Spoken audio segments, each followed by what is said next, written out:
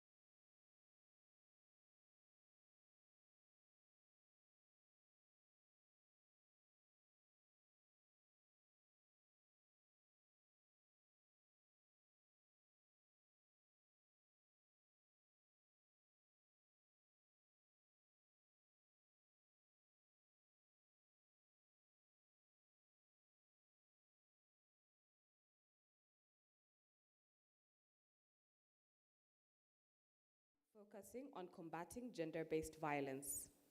And as our schedule will have it, today we commemorate International Women's Day. And I'd just like to ask the audience, just a quick 2 minutes to ask the audience on their reactions on what they are doing to create a more inclusive world. Just one person, just raise your hand. 1, 2 people. What are you currently engaged in to create a more inclusive world? Okay. Your microphone.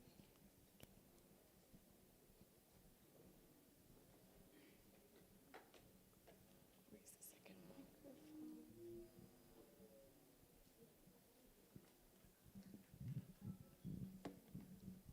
Good morning, thank you. My name is Masin Jiriri, coming from Kajiado County.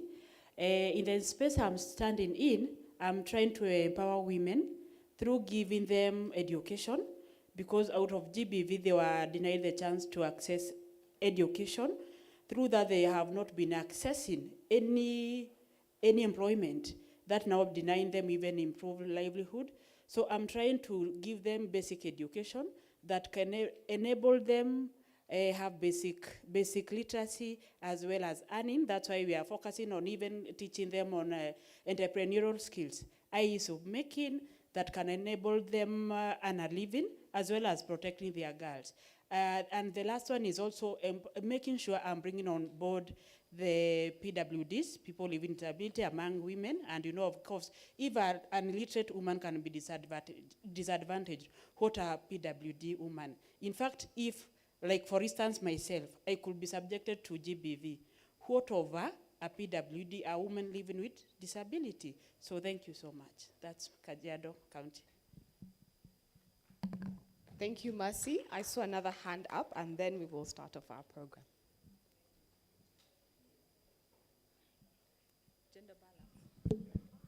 Gender balance. Good morning, everyone. My name is Andrew Kisarema. Happy International Women's Day. You women are lovely. We appreciate all you do for us, so thank you.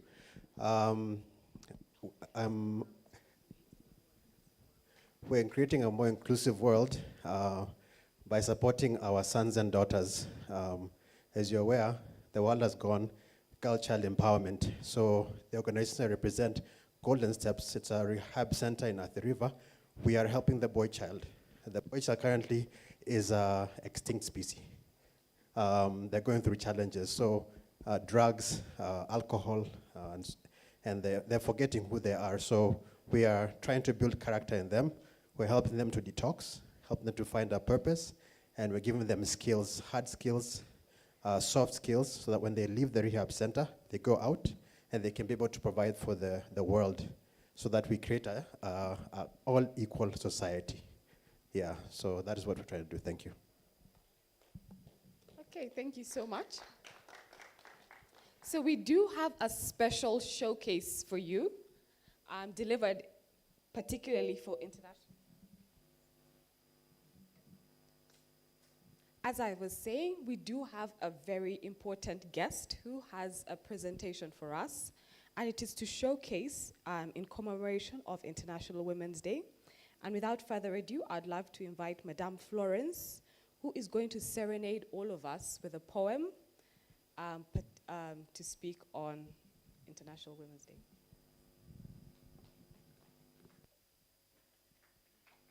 A round of applause for her. Good morning, everybody. My name is Laurence Mang, working for JICA. In the other space, I rescue teenage or adolescent mothers. We rescue them with their babies because most of them are coming from early marriages.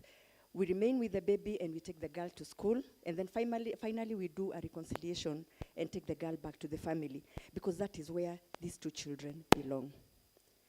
Now, I actually don't know what to say, but I have something in mind, because I am very proud to be a woman. I am very honored to be a woman. But in this space, I am a bit worried, because right, left, center, the woman is being abused, and everybody is silent about it. It is sad that what is happening to me as a woman is also happening to my daughter, and the world is silent.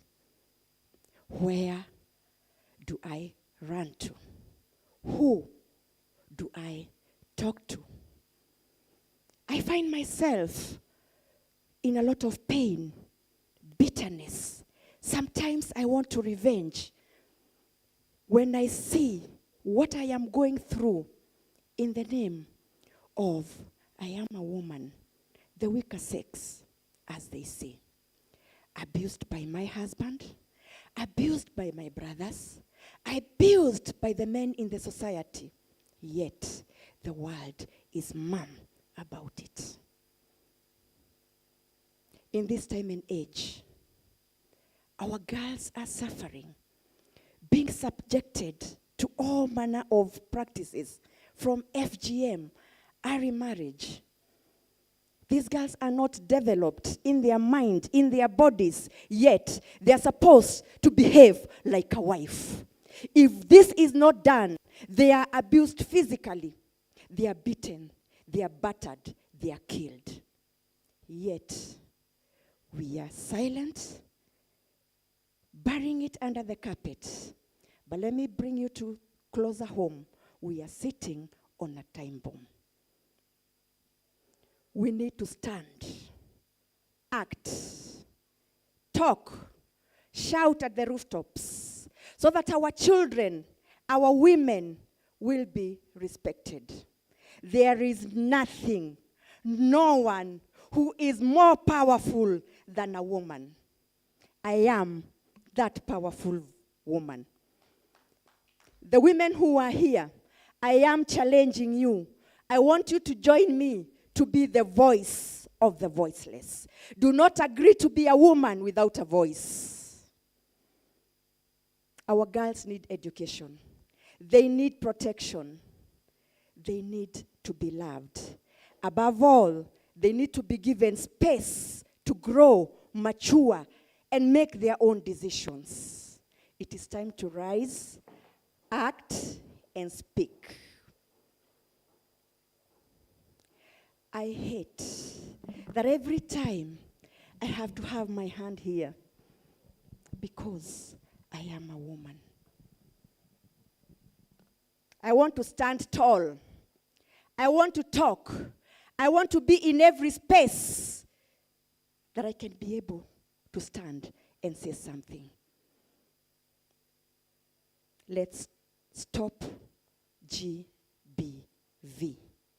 And we have to speak it so loud that everybody will be tired and they will say, let it end. These women are making a lot of noise. Congratulations to JICA, who have been in the forefront in fighting GBV. We have a platform.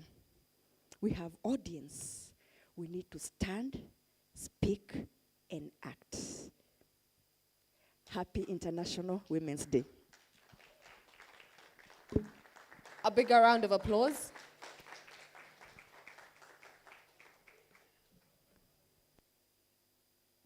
Thank you so much, Florence, for those riveting words.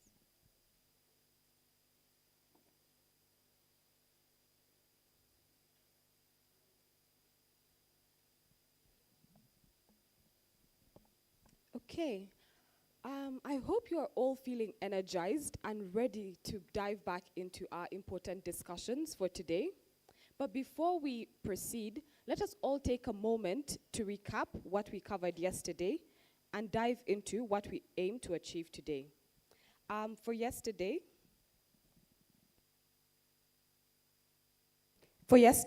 we started off with an opening remark from Mr. Kenji Hayashi, the senior representative from JICA, who inaugurated our event, highlighting the importance of addressing gender-based violence and emphasizing collaboration and determination. We also had other distinguished speakers that included Dr. Caroline Ayuya from Daystar University, who gave us an amazing welcome.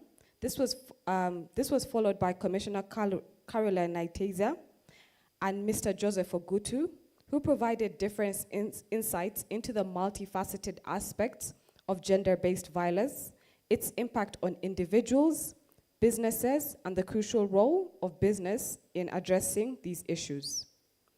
We then dived into our sector-specific discussions with experts such as Naomi Mwara, Alice Osarigo, Alberta Wambua, and David Miner, who delved into sector-specific challenges related to gender-based violence, covering areas such as transportation, period poverty, survivor support, and women's experiences in various industries.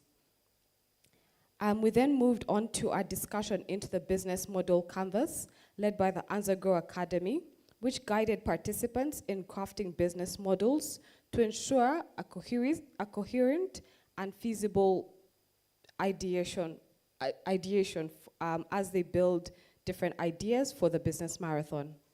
We then dived into my most interesting part, which was the dazzling showcase by participants, where we had over 28 ideas being presented, and only 10 were decided by the audience. So we were then able to share your feedback. I hope you all got to share your feedback from yesterday's event. If you were not able to, do look for somebody with an organizer tag and share your feedback from yesterday.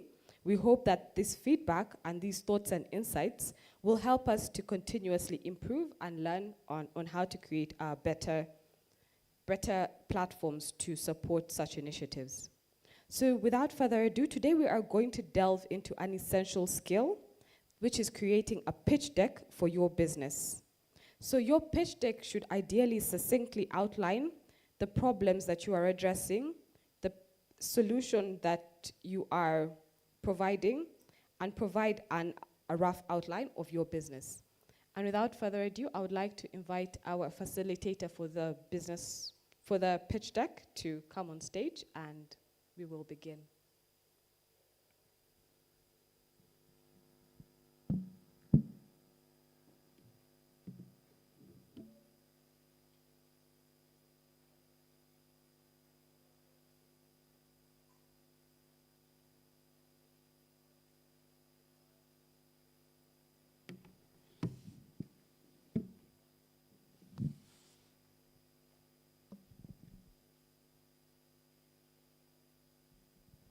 Good morning, everyone.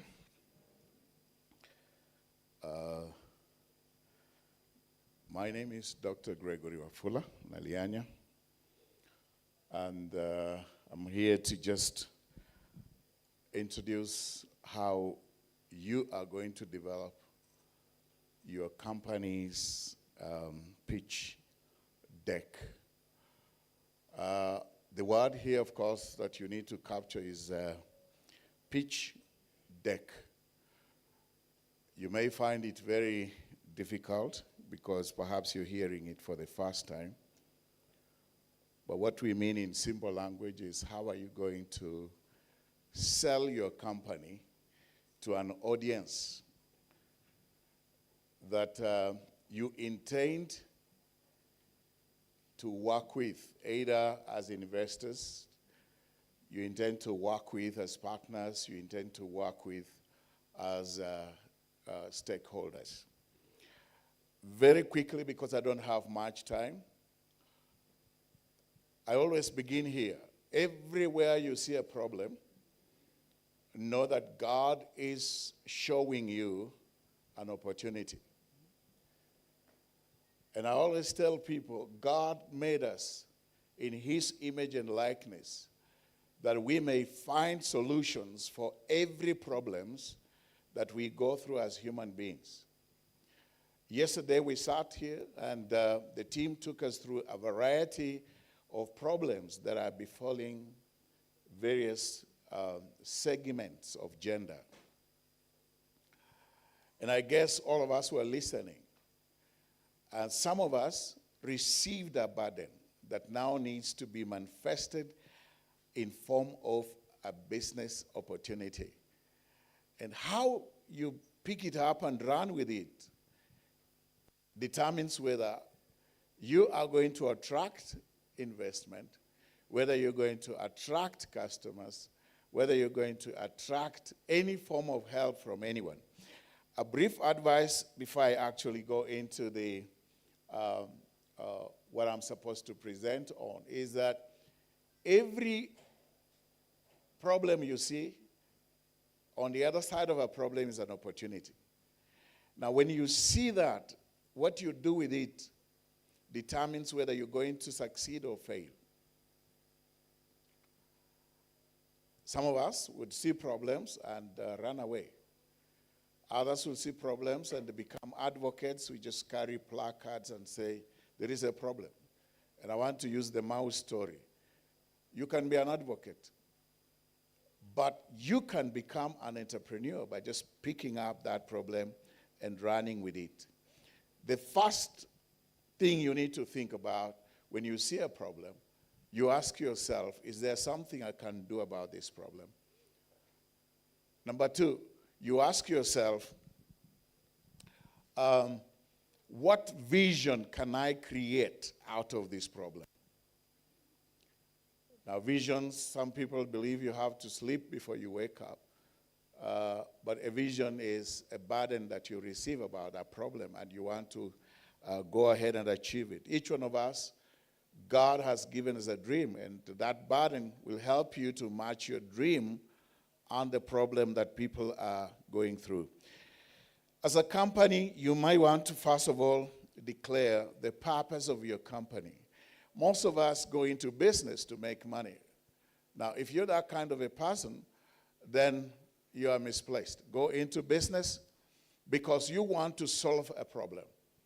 Go into business because you want to provide a service. So the purpose should be centered on the service you are going to produce to solve a problem. Number two is the problem you face. You look at the problem and analyze it. For example, we heard here that gender, especially women, part of the gender, are having a problem when it comes to public transport. And then we were also told about the less fortunate people, the disabled people, people who are living with disability, that they're having a problem. Now, you really need to internalize that pain of that person who is going through the inability to access a service and visualize it in your heart. So that when you're telling somebody, somebody is able to flow with you. If there is no problem, if the person who is your customer that you're targeting has no problem, then you have a problem. because you're not going to satisfy that customer. But when you put yourself in the feet of that customer, and you are now talking with the pain, under the struggle, under the passion that this customer is facing in that particular problem, that will only be solved by the service you're going to provide, then you capture the attention of the people you're talking to. So you're going to outline how the customer addresses the issue. For example, if you're talking about disabled people and how they run, how they get into the public transport, you had the several ways that they use. So you want to outline quickly how are they meeting that particular service that you intend to provide at the moment. If you want to come up with a new drink, for example, for people who are accustomed to Coca-Cola, you must find out why do they take Coca-Cola. And then go deeper to find out what is it that others are not happy about Coca-Cola. This is what we're talking about. So you don't just jump into the business. You have to dig deeper and find out how they satisfying that particular need at the moment. And that becomes your foothold where you're going to step and then swing into action. What job is your startup doing for the users? Now you come in to sell yourself. You say, this is my startup is going to address 1, 2, 3 things to satisfy that pain. Remember this, without pain, nobody would listen to you. And if you want to participate in that pain, you have to put yourself in the shoe of the person who is wearing. So when you're selling your business, you are simply saying, it is only me that understands the problem. It is only me that is able to provide this kind of a service. That means you are branding your product. And you cannot brand your product unless you have branded yourself. Remember, you've had people call others, this man is this is a condom man. Condom man is passing. So you have to brand yourself. And so everybody else turns their attention and looks at you. Are we together?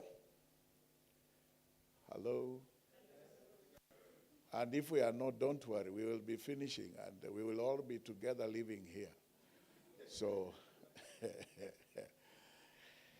so you look at the solutions. You come up with solutions to meet that need that is being experienced within a community, within that particular market niche.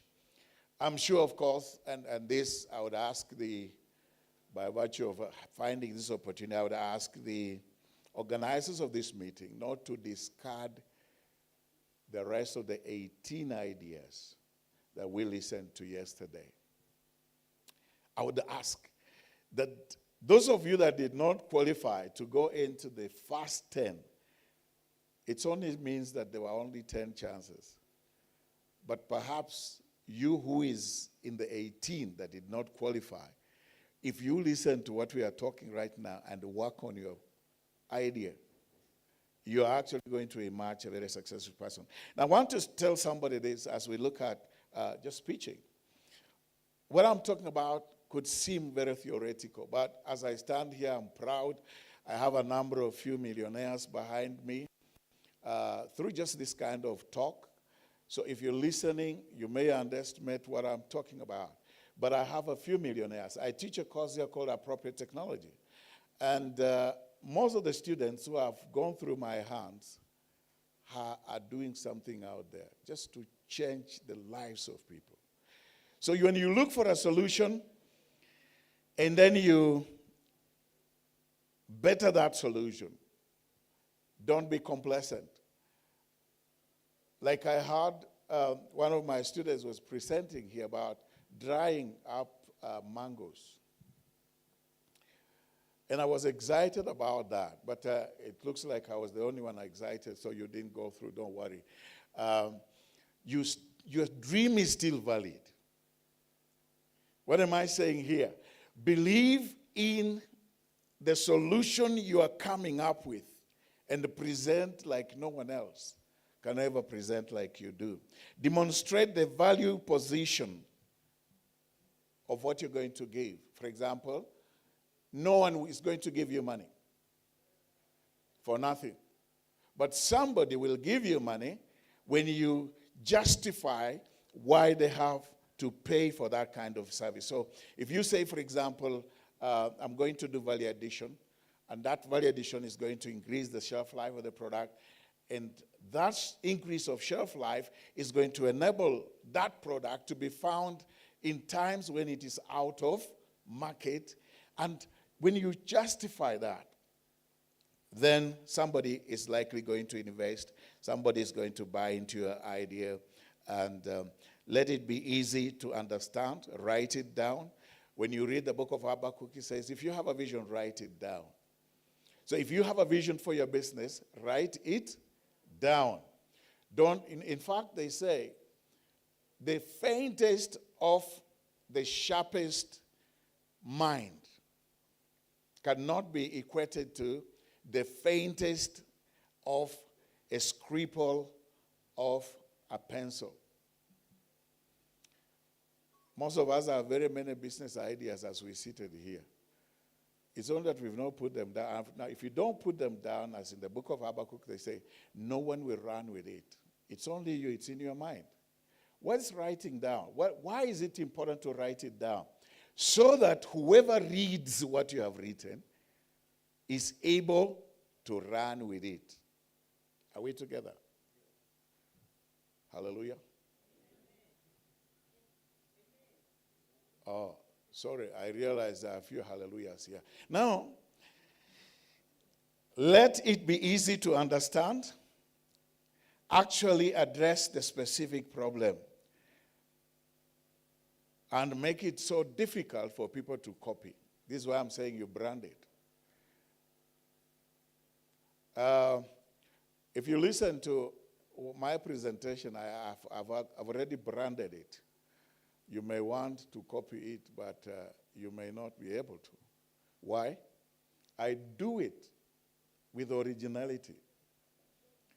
I'm not competing with anyone in the manner in which I'm doing my presentation. So make sure that as you are developing the product, you make it so difficult for anyone to copy. Now, there are many ways of making it difficult for people to copy. One, if you look at the guys who are selling the matchboxes, do you know what their trick is? Keep the price so small that nobody wants to dare enter there. Who wants to begin a whole factory just to make 1 or 2 shillings every day? You know, but then as they neglect that, you remain to be the monopoly. You're getting it. There are many ways of making your product and your solution very difficult for somebody else to copy.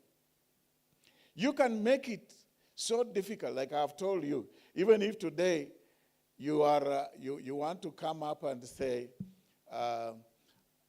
there's a lady, a Mheshimiwa, who normally, she's on billboards, telling us about, what do you call them? The sanitary towels. Even if you want to eliminate what she's doing and you do yours there, yours will not meet like hers. She's the original person. She does it with a passion. Something you come up with and you do it like no other. No one will ever copy you. They will try and fail. The next point you want to do in your point number 4 is why now? You must bring in the aspect of the urgency. For example, we have listened to the problems that we have here. And indeed, when our sister was just presenting the poem here, it moved me because I could vividly remember the young lady that was killed in a Yeah, BN. Wale watu mnaendanga hapo nisaidie. BN. No, sorry, I didn't mean you. I know you just know the place. Now, what I'm trying to say is this. If you must kill somebody, must you kill them and butcher them into pieces?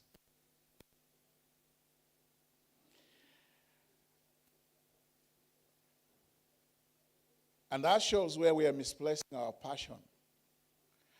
You know, there are people who have just a passion of killing people. But can you direct that into finding a solution? So, as I said, don't be among people who are carrying the placards about the lady that was killed in that room. Be a person that is coming up with a solution that no one else will ever kill somebody in such a room. Sawa sawa. That's a big opportunity. You know, you stand on that and everyone is listening. Because they saw what happened. They saw how raw so you are explaining why now. It's because the problem has gotten out of hand. Why now? It's because the problem has found the solver. Why now? It's because that every other person is ready and willing to converge and find a solution for that problem. Because whoever you talk to right now will tell you, can we have a way of making sure that all those restrooms and all those places of entertainment are properly secured? People are ready. They are open. So the opportunity is wide. So make it known that now is the time. Before, of course, there were many other things. Define the trends and the market dynamics that are making it relevant and urgent to invest.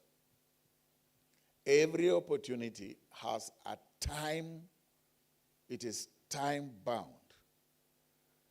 Every opportunity is what? Hey, somebody is sleeping. Every opportunity is what? Yes. You're not going to be here forever. Some of us are very lucky. We were born before computers, and God gave us the grace of learning computer. I can now scroll. But there are those of you that when you see a computer, until now, you're still running away from this animal. Now, the grace is there, please. Try and know that this is the time. It is your season. It is your opportunity.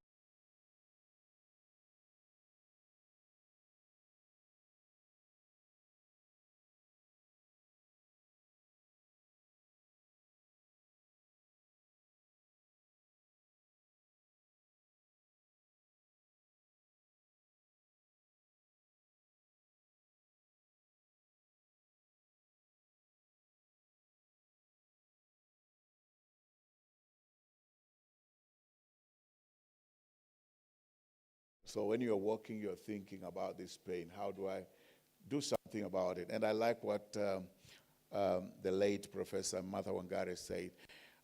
Just be like a hummingbird.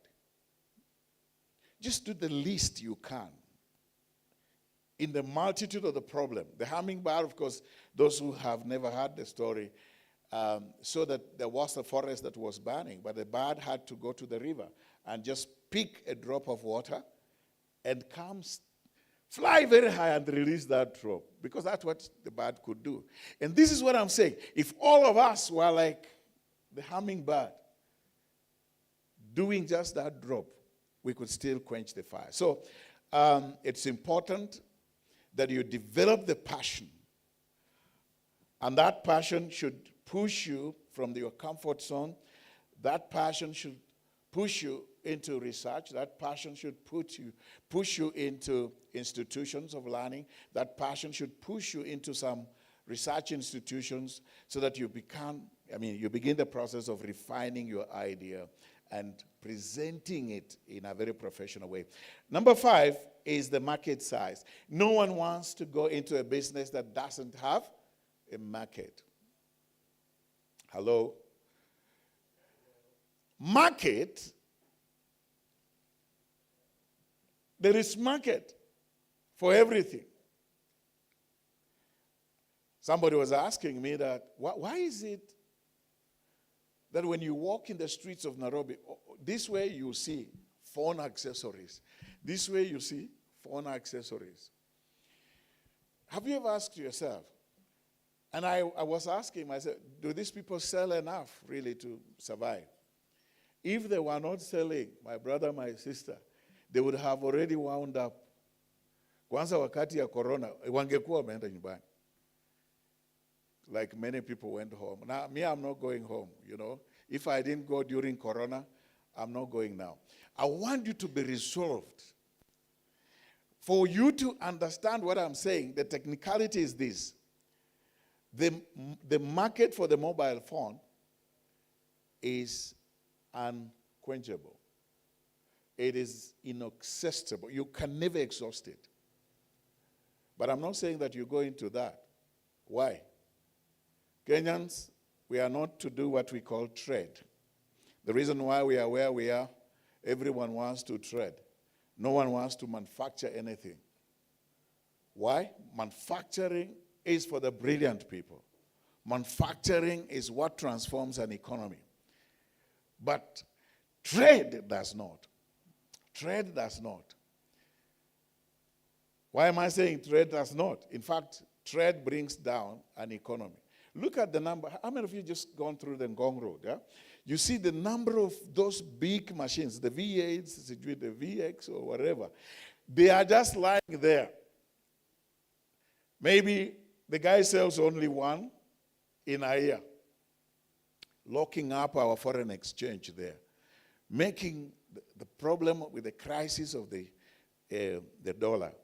You bring so much, yet the market can't absorb so much.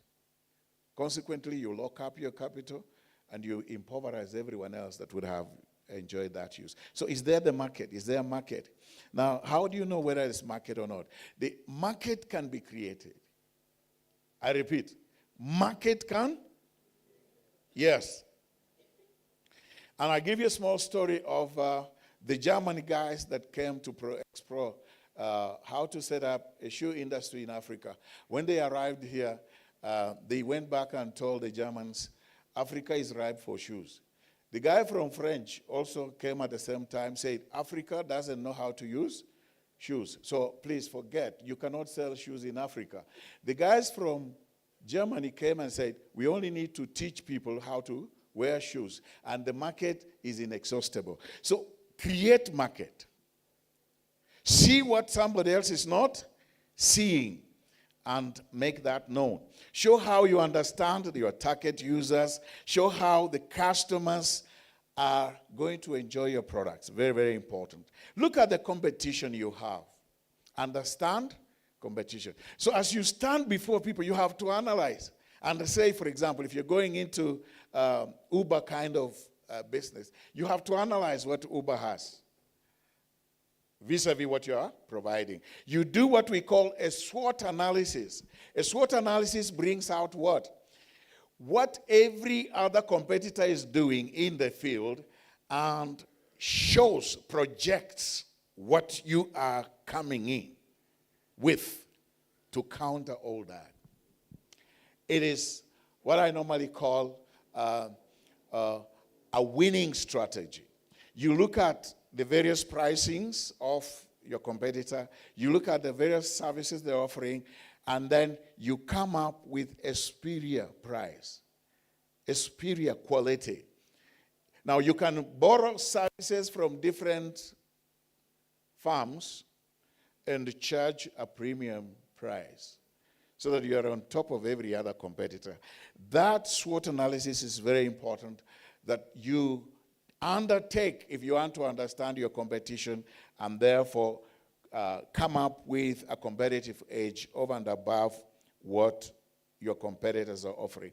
The product, understanding the product. Now, product is very key, but remember this. Every product has a service element. When you buy a Mercedes-Benz, you don't buy that massive thing that will, you know, that is so beautiful. You buy a Mercedes-Benz so that you enjoy the comfort, that you enjoy the service of being transported from A to B, that you are also enjoying the safety. And you are also not so worried about the bumps that you're going to go through. You're not also worried about the being sold fake kind of spares. So when you buy a Mercedes, you're not just buying the hard product. When you go to a hotel to eat a meal, you're not just eating a meal, but you are eating something to satisfy yourself, isn't it? So that's the service element. So when you understand that your product is meant to service, to satisfy, then you can present that in a manner that can be understood. So what solution is that product giving? When I eat chips, the solution is to be satisfied. Hallelujah. Thank you for those amens.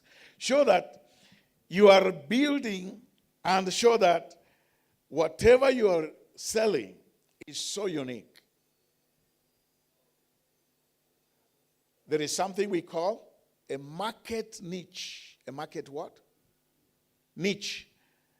That segment of the market that you are targeting. For example, the guys who are selling Mercedes-Benz are not selling to everyone. Are you getting what I mean? The guys who are selling Daewoo, they are not selling to everyone. They understand the customer. So they are fashioning. If it's the price, wapatie your price wanataka. You know how most of us, and I hear when Kenyans go to China, they don't go for quality because they understand the Kenyans. Kenyans are not interested in quality. Kenyans are interested in the price. So, kusanye all those cheap things. And when you come here, they will say, this one, you know, if I went to the shop there, it's going to cost me 500. But here, it's costing me 200. So I would rather take the 200 when I walk off. So what am I saying? Understand your customer, fashion the product to their need, to their affordability. So when you talk about the price of a product, the quality of the product, we talk about the 7 P's of a product. So look at the price, look at the quality. Look at this promotion. What are you going to do to promote the product? Look at the people that are buying. That's the customers. And so on and so forth. Finally, not finally. There is a business model that you are introduced to yesterday. That's point number 8, where you have to decide the model of the business. How are you going to make money? And making money is at the bottom of every business idea. If there's no money that you're making, of course, at the end of the day, well, we don't use the word making money. It's wrongfully being used. The money you're going to earn. So how are you going to make your money? So if you have not thought through, most people have very brilliant ideas. Whatever they're selling is actually solving problems. But if you've not factored in how you're going to come up with a surplus at the end of the day, then you will not be able to succeed. If you're a Luo, they say, Okinyal succeed. Yeah, I don't know from your language what that means, but you will not succeed. If you know, and by the way, everyone loves free things. Anyone that does not love a free thing? Okay. But you love air. Or just breathing in for free. Okay. So come up with your sales. How much are you going to sell to be able to earn a profit? You cannot set up a whole factory. Let's use Daystar as a factory and or an auditorium like this as your business. If your business is operating under capacity, probably you're not going to make any ends meet. You're not going to make any profits.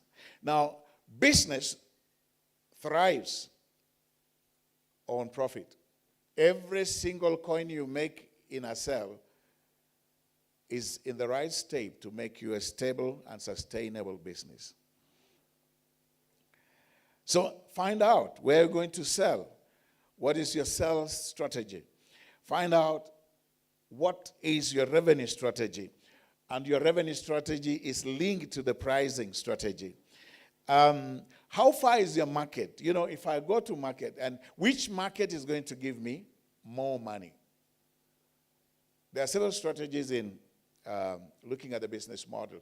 There are those who would want just to sell a few units, like I was giving you the Mercedes guys, and there are those who want to sell a lot of volume, like what? The guys who are selling the matchboxes.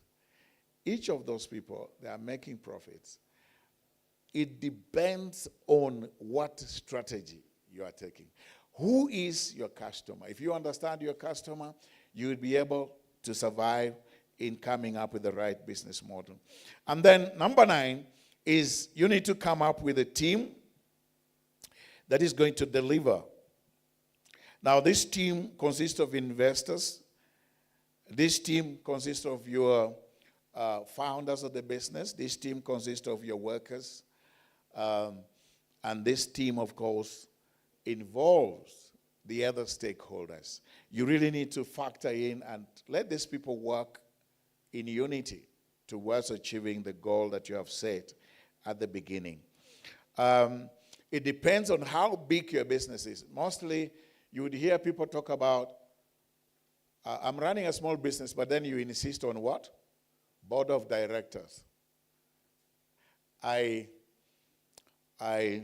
helped one gentleman to set up a farm, and this farm was growing very fast. It's the time actually he was making a turnover of 15 million in a month. So he came to me and asked me, do you think it is time for me to get a human resource director? I actually told him, you don't need a human resource director. I said, okay, what are you offering? He showed me a brand new Mercedes-Benz. He said, this is his car, and I'm going to pay a house allowance of so much.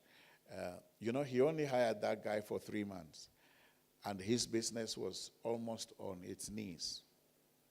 And he told me, you told me. So some of the things I'm talking here are very factual. Before you talk about board of directors, the board of directors can be your spouse and yourself, yeah?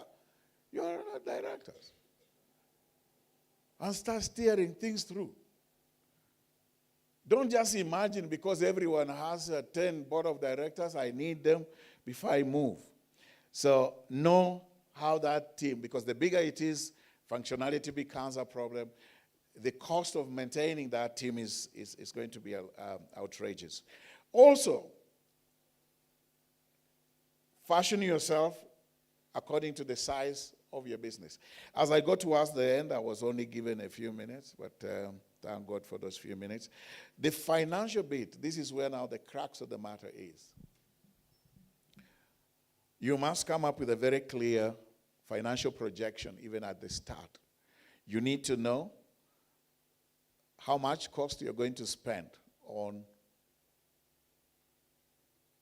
starting up costs. Starting up costs, you may find somebody hiring a very big place and then saying, I'm going to renovate 10 million. Well, if you have that kind of money, then please just keep that for your retirement. Don't invest in renovating a building. 10 million to start a business. Start small, yeah? So come up with a projection on your profits and your losses, probable losses. In most cases, small businesses are have a history where they say between the first year and the second year, most of them only break even at their third year of operation. That's the history of the small businesses in Kenya. So kama umeanza yako jana, vumilia hapo. Hii miaka mitatu ikipita, you have succeeded. Because most of the small businesses die at the third birthday of that business. So if yours has gone through that, hallelujah, know you are on the right track. So come up with balance sheets. Balance sheet is where you're going to show your assets and your liabilities. Compare how much the business owns and how much the business owes other people. Cash flow. You want to see how much money is going to flow in on monthly basis and how much money is going to leave the business on monthly basis. Why is this important? When you're looking for partners, their finger they put on this financial thing. What is your projection? How much profit are you intending to make? So how much do you want to borrow? Or how much investment do you want to make?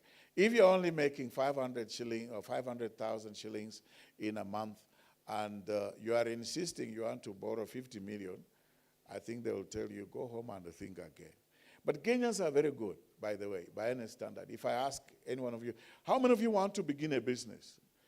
The hands will all be up. Okay, how much money do you need?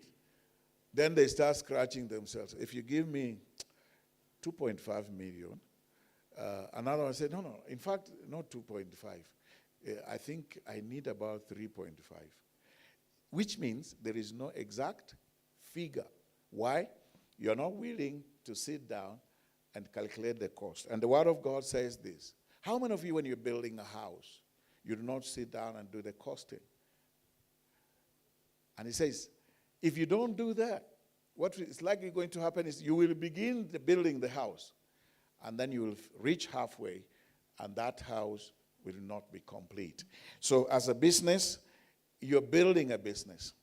Now, I always tell people, when you build a business, the business will build you. Build a business, and the business will build you. Why? The business is as faithful as you are. Hello? The business is what? As faithful. If you are faithfully investing in it, it will also be very faithful to invest back into you. Unfortunately, most of us, we are so crafty and corrupt.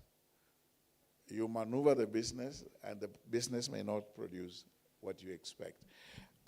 With that, I want to invite a few questions that as you go to do your pitching, as you go to develop this document, that you're going to include all those areas and make sure that you have a short summary of what you're going to invest and what you hope to earn from that project. Without which, then we're just blowing hot air. Thank you so much for listening.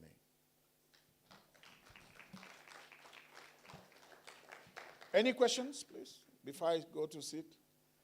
I know she wants to see me out. Yes, please. You can just shout. Yeah.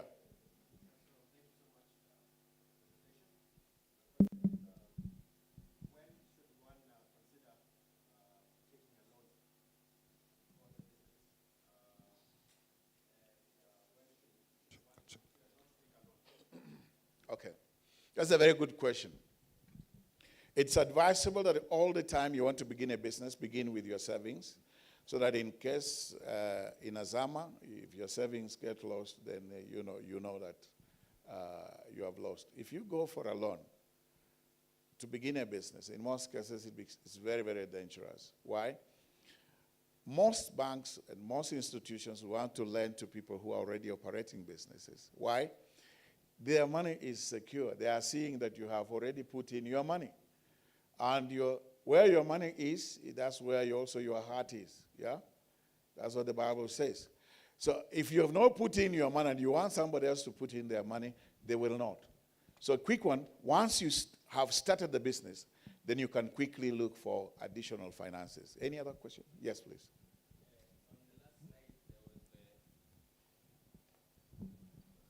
Thank you. On the last slide, there was the issue of the cap table and the deal. Can you make a comment on those two? Because I don't know what they are. Thank you. Okay. Who wants to comment about the cap table? Anyone? You know, this is the beauty of being, yes, please. Go ahead. So thanks. The cap table is a document that shows the ownership of that particular company by, the founders or the co-founders, by percentage. Very good. Cap table, as you said, is just an outline of who owns the business. If you're doing it with your wife, how much shares have they invested? If you're doing it with your husband, how much? If you're doing it with your children, how much shares? Each one of these has contributed towards the investment. The deal, anyone wants to talk about a deal? Deal. Who wants to talk about a deal? Anyone? It's an opportunity given for free. Take it or leave it. Deal. Now the deal here is just spelling out exactly how much you are going to offer the person that is going to buy into your shares. So what's the deal? For example, if you're borrowing 100,000 shillings, what's the deal there? How much are you willing to repay? So it's the cost of capital plus a bit of interest on what you're going to pay up, and that will capture the attention of somebody. A Kenyan would not shy away from where he's seeing some money coming in. So that's the deal. Any other question? Yes, please. Mine is not a question, but just a comment. Yes. When starting a business, I think we have forgotten the most recent challenge that is happening, especially in Kenya. Yes. And that is the tax regulations and the KRA. I'm going to use my experience. I personally owned a cleaning solution in Sekimau. It was going very well until these people started knocking at my door, the county offices, and that time was also going through a name search. Taking the registrar of companies was taking the sweet time in looking for my name search. So you can't go to the county offices to get a permit without a name search and without being registered as a sole proprietorship. And every time you're trying to do your business, they come and do much as they can. They take you to court. They try to close your business and all sorts of things. This day, people, they come. They take you. Now, we need to know how to take care of them, and it's good you're raising it. That's why we're talking about generally. We didn't go into the details. But when you're doing cash flow statement, you must also show your taxes. You must bring in the aspect of depreciation. You must bring in the aspect of your savings, how much you're going to plow back from your profits, yeah? So that has to be captured. By the way, when you begin a business, know that haitakulisha wewe peke yako. It's going to feed everyone. Majorly, the government is waiting for you to begin. Not just you alone, but the government wants the taxes. And you must pay taxes faithfully if you want to survive in this country. The reason is when you pay taxes, you have that clean record, and you will also be able to access government projects and government kind of services. Thank you so much from my end. I think, there's a final question. Okay. But the doctor will be around, so you can please walk to him. Yeah. See me out here. Thank you. Thank you so much for that very insightful presentation. A big round of applause. So I would just like to invite Vince, who has 1 minute and 30 seconds to present a quick idea, and then we will move into our health break, and then move back to the rooms that we were assigned yesterday in the evening to continue our discussions. Vince, are you around?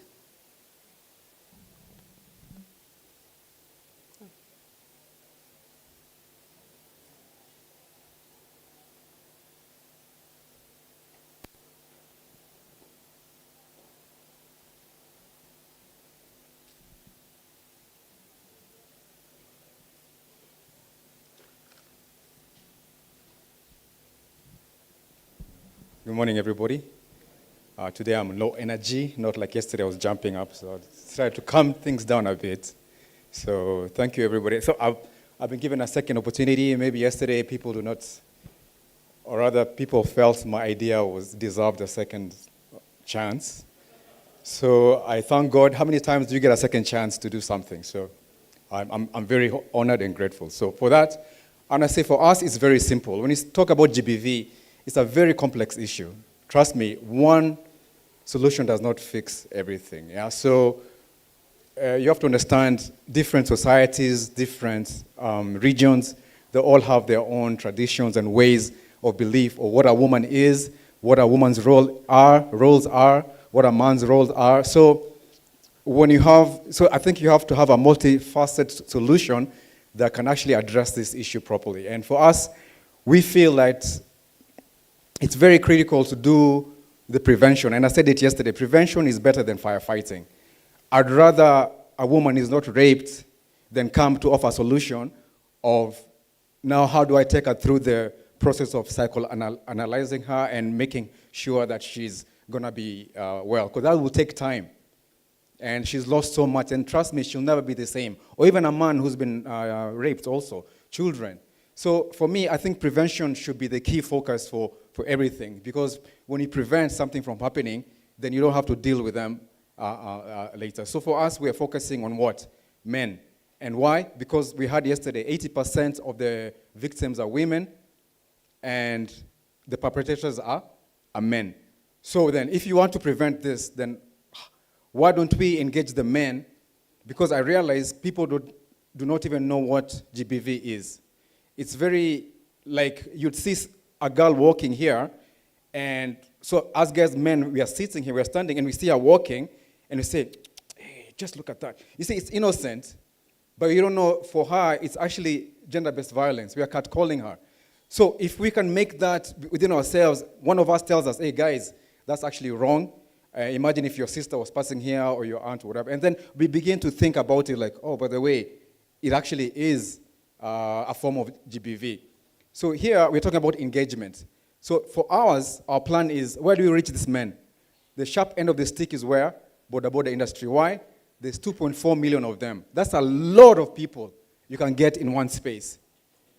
So we focus on them. And why? Because also 60% of their customers are women. So you see, so the two actually fit together. And these are men who are married, their fathers, their brothers, they have all these women in their lives. So we educate them and have what we call behavior change, so that over time, they learn that the actions they take affect the women in their lives, the women in the community. So how do they do that? Over time, they change their behavior and their attitude towards women and children. And in that space now, you begin to have a safer community. From their homes, in the village, and then in the greater national space. So for us, we want to focus on these people. The biggest problem has been what? How do we reach them? And then how do we actually pass these lessons to them? So we digitize these lessons in, they can access from their phones. It's only 2 minutes long, but it's a module. There are 15 of them. They do a test, they pass, they move to the next test, they pass, then you get a certificate where you can put it on your bike and then on your profile. So this profile, if a woman is ordering for boda, she can see that this person is GBV certified, and I can feel safe with him. Or if my child is riding with him, I also feel safe that this guy will take care of my child. And basically that's it. It's very, very simple. It's about awareness. Awareness is a key towards prevention. How many men can we reach and make sure that they're aware that GBV is a human rights violation? Because most of them actually don't even know. FGM, you heard yesterday, they're saying it's a traditional thing. There's, oh, it's okay, we do it. No, it's not, it's wrong. It's not right. So they need to understand through the men in the community that it's a violation towards the rights of the women. So basically that's, in a nutshell, that is what us guys are doing. Thank you. Thank you so much, Vince. So we will now depart for our health break, and after the health break, we will continue with our discussions in the rooms that we were assigned. Then we will come back to the auditorium at 1:30 p.m. to start off with the afternoon program, and that will be the time that we will do our pitches. Do we have any questions, any need for clarification? Remember, after the health break, we go back to the rooms that we were assigned yesterday to continue our discussions. Please use this time to finalize your ideas, address any remaining questions, refine your pitches with the help of our facilitators. Okay? Perfect.